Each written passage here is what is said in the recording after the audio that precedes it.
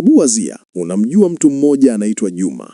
Juma ni kijana mtanashati, anafanya kazi benki au labda kampuni ya simu. Ukimwangalia Juma wa tarehe 29, ni mtu mnyonge, mpole, na chakula chake cha mchana ni kwa mama ntilie, hana mbwembwe. Lakini subiri ifike tarehe 30, mshahara unapoingia, Juma anabadilika ghafla na kuwa kiumbe kingine kabisa. Usiku huo utamkuta Elements au samaki. Haagili bia moja ya kutoa kiu, anaagiza meza ijae, anatoa ofa kwa watu wasiowajua, anapiga picha na chupa ya Hennessy na kuweka status WhatsApp imeandikwa Life is for the living. Asubuhi ya tarehe mosi, Juma anaamka na vitu viwili: hangover ya pombe kichwani na hangover ya fedha mfukuni. Moyo unamuuma, anajiuliza swali ambalo huenda hata wewe umeshajiuliza mara nyingi: kwa nini nilifanya vile? Jibu la haraka ni kwamba Juma ni mjinga au hana nidhamu ya pesa. Lakini leo nataka nikuambie ukweli ambao hautaupenda. Juma hana shida ya hisabati. Juma anajua kujumlisha na kutoa. Tatizo la Juma na tatizo lako wewe unayemaliza mshahara ndani ya wiki moja sio ujinga, ni biolojia. Kwenye video hii tutafanya upasuaji wa ubongo wako ili kugundua kwa nini subconscious yako inachukia pesa. Tutagundua kwa nini unatumia pesa kama dawa ya ganzi na jinsi mfumo wako wa kibiolojia unavyokulinda dhidi ya hofu ya kutengwa kwa gharama ya kukufilisi. Karibu Jando la Ujanja. Kabla hatujaingia kwenye sayansi, lazima tuangalie kioo cha jamii yetu. Utamaduni wa Kitanzania una ugonjwa mmoja mbaya sana unaoitwa mtego wa ukarimu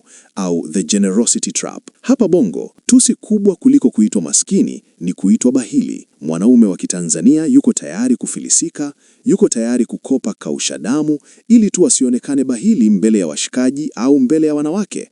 Hii inatutengenezea utamaduni wa signaling, yaani kutoa ishara ya uwezo hata kama uwezo huo haupo. Angalia misiba yetu au harusi zetu. Watu hawasimami kutangaza jina tu, wanatangaza kiasi.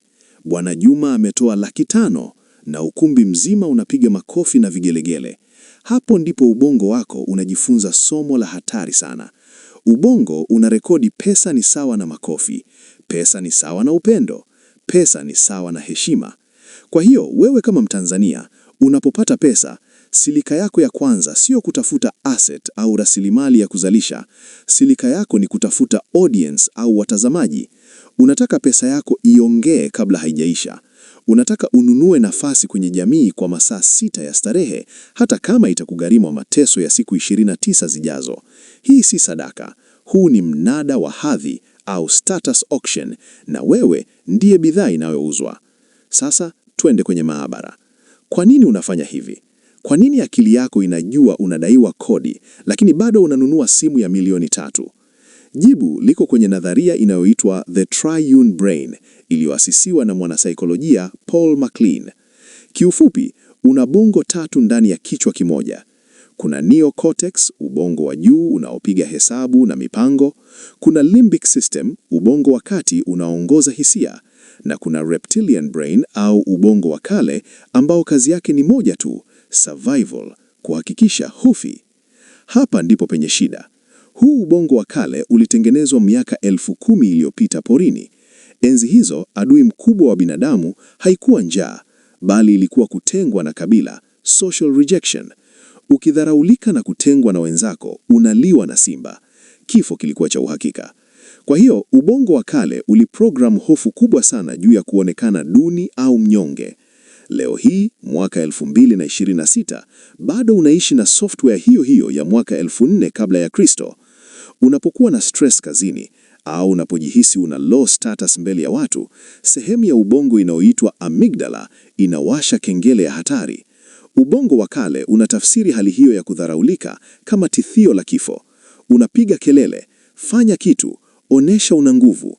Usipoonesha una uwezo, watakutenga na utaliwa. Ili kuzima hofu hiyo, limbic system inakuamuru kufanya impulse spending. Unapochoma 200,000 baa au unaponunua nguo mpya ya gharama, hufanyi maamuzi ya kiuchumi. Unafanya maamuzi ya kujilinda, defense mechanism.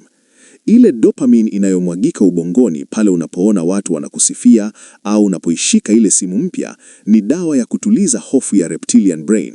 Unajisikia salama, unajisikia mwenye nguvu. Lakini tatizo ni kwamba dawa hii ina side effect mbaya sana. Inakuacha ukiwa maskini zaidi na hofu inarudi kwa nguvu zaidi.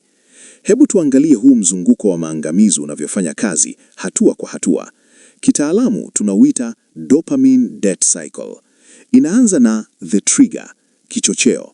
Labda umefokewa kazini au umedharauliwa na mpenzi wako, au umeona picha za maisha mazuri Instagram, ukaona maisha yako hayaendi. Unajihisi mnyonge, unapata status anxiety. Inafuata the urge, msukumo. Ubongo unataka dawa ya haraka ya kuondoa huo mnyonge. Unakuambia, nunua kitu ulionekana unazo. Jipe zawadi, unastahili. Kisha inakuja the action, tendo. Unafanya impulse buying. Unanunua viatu usivyovihitaji, unalipa bili usioiweza. Hapo unapata the high, kilele. Kwa dakika 30 au saa moja, unajiona mfalme, stress inapotea. Dopamine inafanya kazi yake. Lakini mwisho inakuja the crash, anguko. Dopamine inakata, uhalisia unarudi kama kofi la askari, pesa imeenda. Na sasa unaingia kwenye the trap, mtego. Unapata stress mpya, stress ya madeni na majuto. Stress hii inakufanya ujihisi mnyonge tena na kukurudisha mwanzo wa mzunguko. Unakopa ili kuziba shimo na unachimba shimo jipya. Ndugu yangu, sikiliza hukumu ya ngariba. Matumizi yako mabaya sio tatizo la hisabati, ni tatizo la matibabu. Acha kupambana na Excel sheet au budget wakati tatizo liko kwenye trauma yako ya kutaka kukubalika. Unatumia pesa kama pain killer ya kutibu low self-esteem. Unapojikuta unaingiza mkono mfukoni kutoa pesa isiyo lazima, simama na ujiulize swali hili gumu. Je, nanunua bidhaa hii au nanunua hisia fulani? Unanunua gari hilo kubwa ili usafiri au unanunua heshima ambayo hukupewa na baba yako utotoni? Unatoa ofa hiyo baa ili washikaji wanywe au unatumia urafiki kwa sababu unaogopa upwelewe? Dawa ni chungu, lakini ndiyo itakayokuponya. Matajiri wa kweli, wale wenye generational wealth, hawatumii pesa kujionyesha, signaling. Wanatumia pesa kujijenga, compounding. Kama unataka kupona, lazima ukubali kuonekana bahili kwa muda mfupi ili uweze kuwa huru milele.